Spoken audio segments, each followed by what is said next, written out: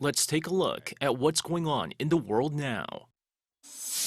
We start things off in the United States, where President Joe Biden on Thursday said he's launching a whole-of-government response to try to safeguard access to abortions in the state of Texas, after the Supreme Court ruled not to block the state's near-total ban on the procedure.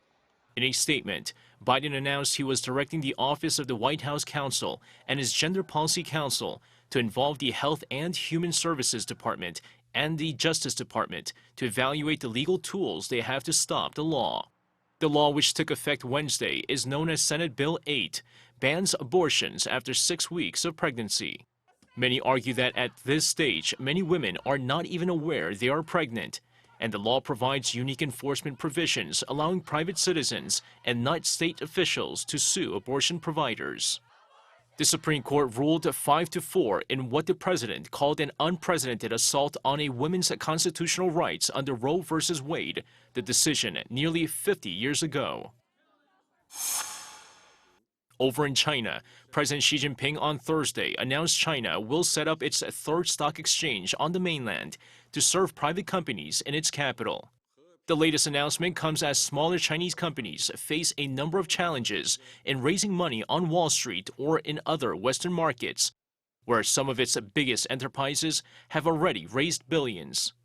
Speaking at a trade fair, Xi said Beijing will establish the new stock exchange to specifically cater for small and medium-sized companies. He gave no further details of when the new exchange will open. The first mainland stock exchange opened in Shanghai in 1990, while a second opened in the southern city of Shenzhen in 1991. Meanwhile, Hurricane Ida continues to wreak havoc in the U.S., this time in the Northeast. More than a dozen people have been killed, with cars swept away, subway lines submerged, and flights temporarily grounded in New York and New Jersey. According to New York City Mayor Bill de Blasio, countless rescues were made overnight of motorists and subway riders who became stranded in the floodwaters, describing the storm as a historic weather event. The governors of New York and New Jersey declared a state of emergencies in their states on Wednesday, urging residents to stay home while nearly 170,000 people were without power on Thursday. The damage to the Northeast came 3 days after Ida struck the U.S. Gulf Coast, devastating southern Louisiana.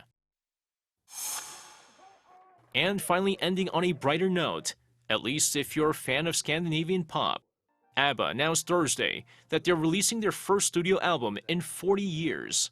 Titled Voyage, the album is scheduled to be released on November 5th.